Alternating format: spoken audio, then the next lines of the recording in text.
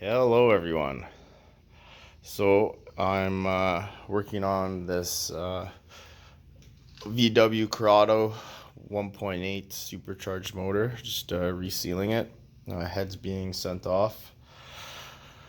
I'm going to install the oil pan. I've already cleaned up the back flange and I have a new gasket. I mean a new seal in the front, crank seal. I got a new crank seal. There's another plate like that for the front. These have locating pins, so that's always nice. I always just I cover all this off. I tape this ridge right here, kind of let the tape there because there's a bearing and whatever. I don't want dust to come in, and then I go around and I wire wheel the pins. I wire wheel this outer edge. And I did the same for the front. You can see where the bearing is. So I tape this off just so dust. And then I just wire wheeled the pins so they'll be nice and tight. So what we're gonna do is, I got the oil pan here, sorry. Painted that up, flange is cleaned. It's very nice gaskets that they have. I use this flange sealant, anaerobic, and I just smear it with my fingers. I'm not making a gasket. I like using it to help with the sealing instead of just the straight gasket. So here's the front crank seal and plate. When I was gently hammering the seal in, or prying out, you can see it kind of got messed up. I just wanted to make a point, like, yeah, when I had it set, all these little marks, I had it set. I didn't realize these weren't flush. Stupid me. But anyways, you know what? Everything, when I was younger and learning a bunch of stuff, you don't realize that you're like, oh, fuck. You know, you get down, you don't know what to do. But you know what? Stuff like this, you're just going to take sandpaper. I got 220 aluminum oxide. This is aluminum. And you just take it down. Small metal files will work. You don't want to go too crazy. You just, when you feel it, you'll just take the edge off. And that's another reason why I use the sealant. Although even these marks, that gasket would probably seal around on either side. I just, you know, it's good to just take that extra little step. So this one here isn't even that big of a deal. That was from my screwdriver, I believe. Sorry, having a hard time focusing. We're just going to take that down. You can see, maybe, it's not that bad. Even if you got it worse, you know what? You can always form. This has a really thick sealing surface, so it's just something small that I like to do, just to ensure the quality of your work. So I guess the point is, don't get down. Anything that has been built can be rebuilt. And you know what? Just take those extra steps. Let your quality of work kind of excel. Teach yourself to take these steps and not to take shortcuts. Make it the norm for you. It is tempting just to slap it on, put a bunch of sealant, but you know what? It's not the way I would do it, and I don't think I would consider that the right way.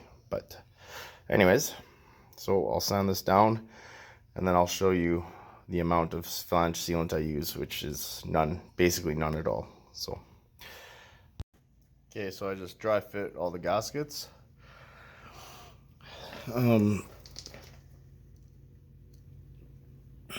Sometimes I have seen this, I believe Cummins, what they do is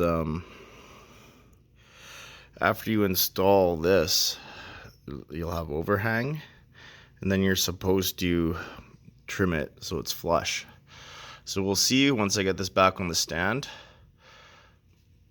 and we'll see if it needs trimming. But anyways, both sides dry fit, so there's writing. It's easier once the sealant's on to know which way instead of trying to mess around. Oops. Be very careful pulling these off.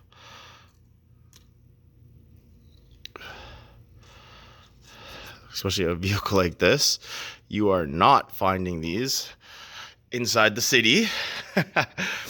So we're gonna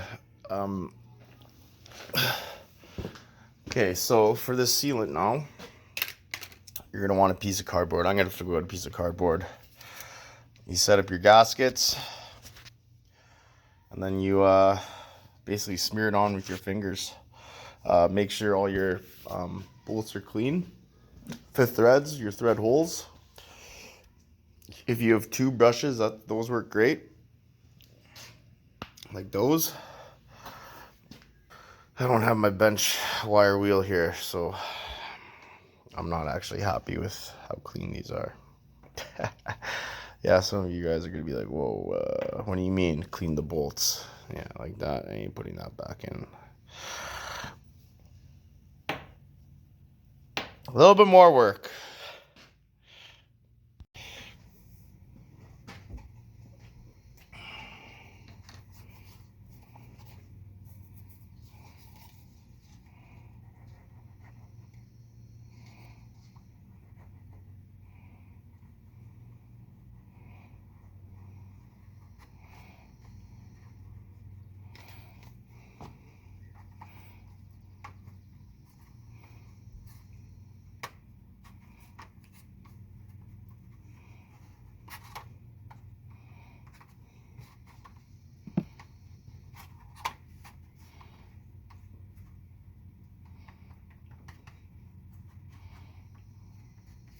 So hopefully you caught all that.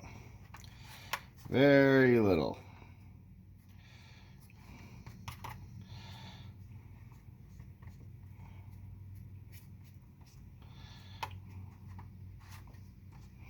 Maybe some of you guys will have different opinions on my technique. This is the way I've been doing it for a long time. I've resealed many engines, rebuilt many PTOs. Same for this one.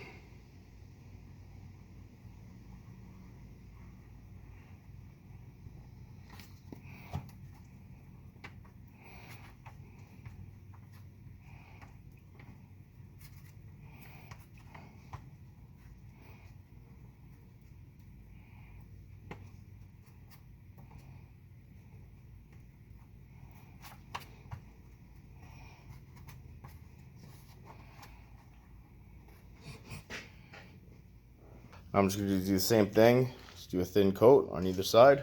Got those plates on, and we're going to torque those bolts down. There's no torque on those. They're little 10 mils. I mean, like 18 inch pounds. Like it's all 23 inch pounds probably, I think. Yeah. You should be able to feel it. I'm not even going to use a torque wrench just because old bolts, old cast iron block. Yeah. Okay, so bolts in. Like anything, I like doing hand tight. I also like rotating.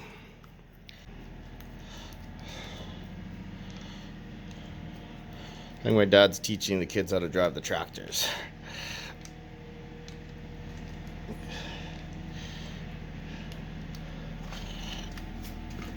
Oh, I don't have the bolts in for this one yet. I believe the temp ones go here and there, so, and actually you can tell because the surface is shiny where the bolts go. Oh yeah, Ryland driving the tractor. That's how I first learned how to drive. Grandpa, I always remember my grandpa having me on the tractor putting the garbage out. I was young. But so Now I have to put the oil pump back in. But as I don't know if you can tell, but that gasket does raise above. So I'm just gonna take a razor blade. We're gonna shave that down. Same thing on the back, check the back, shave that down. I have some mineral spirits that I'm just letting evaporate. We'll put this pump on, and we'll put the pan on. I really got to remember to bring my stand. But here, I'm going to try to show you with the razor blade. Try to stay in focus. Should be right easy. It's like that. You push it away from inside the engine. That is critical. Since this bottom end wasn't taken apart, you have to be extra careful with everything you're doing here. Beautiful.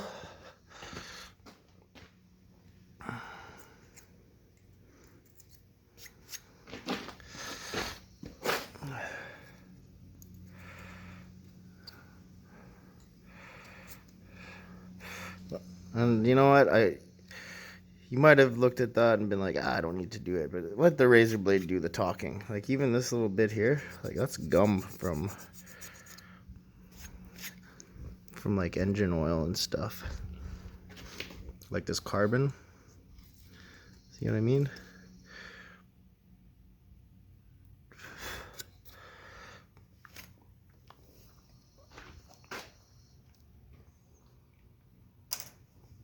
So, same thing. I got new bolts for this. I went around and I checked the gasket. So now I got the gasket here. We're gonna do the same thing, put the flange sealant on, put this down, then do another coating. And it's critical. I didn't look up for this engine specifically, but most Cummins, stuff like that, where it has a really large oil pan, start in the middle and work your way out. Just like a head. It's most sealing things, you'll notice that it's like that, or a star if it's a circular, like those the end caps. So, but I'm gonna do this, and then I'll come back, and we'll see how she looks. Sorry, I forgot to mention underneath where these seams match, underneath this gasket, I just put a little bit of a blob for that flange sealant to go in there. And the same thing on the back. Like not a crazy amount, but then you push that gasket down and you see whatever squeezes out, you wipe up, and yeah. So we'll put these bolts in and we'll torque her down. All right. Well, there you go. I wanted the oil pan a different color than the block, but I don't know now. Maybe I'll do a quick coat of that pearl black.